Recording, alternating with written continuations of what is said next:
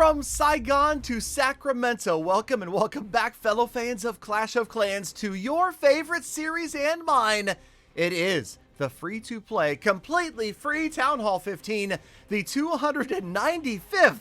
Can you believe it? Almost 300 episodes of no cash Clash of Clans, and today, well, it's going to be one of those episodes that I suggest you do what I say and not what I do as we close in on Town Hall 16 without ever spending a penny. Now remember, if you want to see all of the progress that this base has ever made, please do make sure you check out the No Cash Clash playlist. Be sure you are subscribed to the channel, have notifications turned on, and we will keep you updated as to the progress, which includes a fully maxed out for Town Hall 15 level 90 Archer Queen. Feels good. I always have told you that this is one of my personal preferences.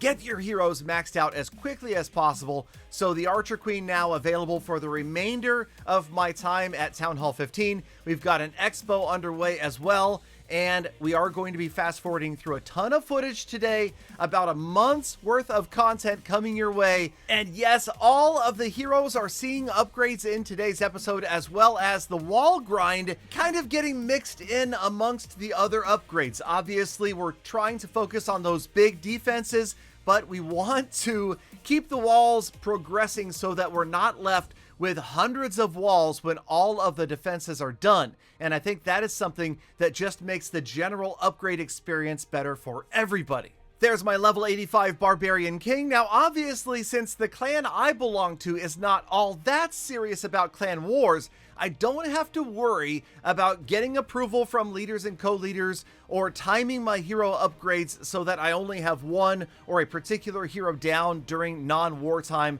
That's something that everybody needs to consider, dependent upon how important your clan feels clan war and CWL are.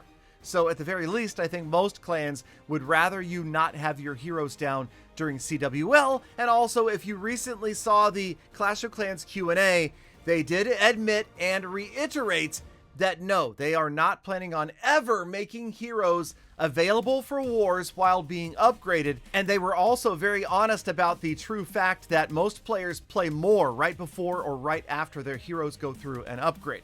Now, let's talk about hero equipment, and this is the portion of today's episode where I warn you that you should probably do as I say and not so much as I do. Remember, this footage is about a month old at this point. We're trying to get caught up, but now, of course, we have new hero equipment coming out very frequently, and I did not have the frozen arrow for the Archer Queen. I started upgrading the Archer Puppet, which I regret, okay? I regret making these upgrades right here. I would say no, don't do that. Focus on that frozen arrow, especially if you're doing any sort of queen charges in your attacks, because the healer puppet just doesn't feel like it's going to ever be quite as useful as the invisibility vial paired with the frozen arrow. Also for the king, the gauntlet, and eventually the vamp stash probably. Then for the Grand Warden, the Eternal Tome, and the Healing Tome, and then finally the Royal Champion. We'll talk about that in a future episode. But if you haven't checked it out, I did make an episode recently that talked about which pieces of hero equipment are the best. Make sure you check that out if you get a chance. I will try to put the link right here. Okay, moving on to a new season. So here we are beginning with February footage and feeling cheated by getting not really any good season bank. But also, yes, we are also feeling cheated because here we are just now starting our upgrade journey of the Root Rider. And of course, we all know now that the Root Rider is seeing a nerfing, but we all knew this was coming. So why are we complaining? We're not. I'm not. You're not. We're not. Okay, let's move on.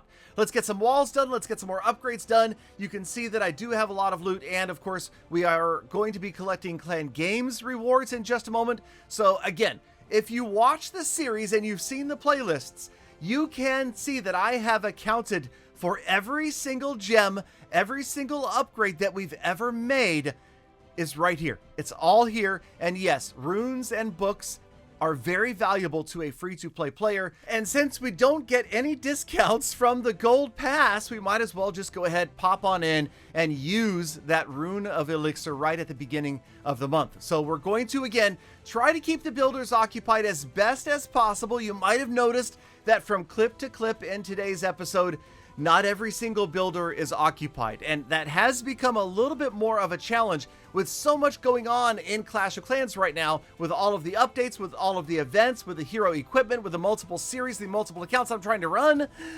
It's just a lot to keep up with. And yes, so I admit this account has been less than 100% efficient in keeping all of the builders tied up. Remember, back in the early days of this series, that was all we cared about, just making sure that every single builder always had an assignment, that one never spent a night sitting underneath his little builder hut doing nothing. Obviously, that's just not possible at this point with 40 different accounts that I'm trying to juggle, and raid weekends, clan games, CWLs, and everything else. So, okay, back to the hero upgrades. I mentioned the healing tome earlier, probably my favorite piece of non-standard equipment. I really love having that, especially for Root Rider raids. When you pop that healing tome in the middle of a raid, they gain back so much health, and then they seem to steamroll their way through the remainder of the base. And again, yes, I do think that after the update, balancing, nerfing, and the new levels of defenses, Root Riders are still going to be by far the strongest ground troop in the game. We will see which is the stronger spam and triple strategy, Root Riders or E-Dragons, as things start to balance out post-update. Okay, back to hero upgrades. It is time for, I think, the Barbarian King. He needs to go to level 86. The Royal Champion at 33. The Warden already down. The Archer Queen maxed out. Feels good, looks good. There he goes. Another week without a king. That's okay, we'll survive. Now, we are getting close to the point where we're going to be caught up. We've got the Lunar New Year Dragon Festival wrapping up. That is happening behind the scenes in this account as well. And hopefully next episode, we'll catch up to the end of February. And again, if you guys want to see exactly what is happening in this account every single day, you can come by a kick.com live stream. The link is in the description and at, well, right there at the bottom of the screen. Okay, status report. We lost some trophies. We were just trying to make sure we got that lunar event done.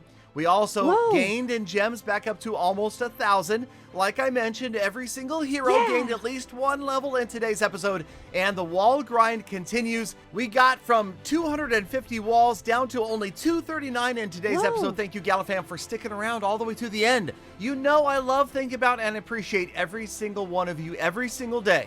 Thank you so much for being here. Get out there, make the best of the rest of your day, week, month, and year. Be kind to other people, animals, and the planet. And I hope to see all of you back here again tomorrow for more full attacks.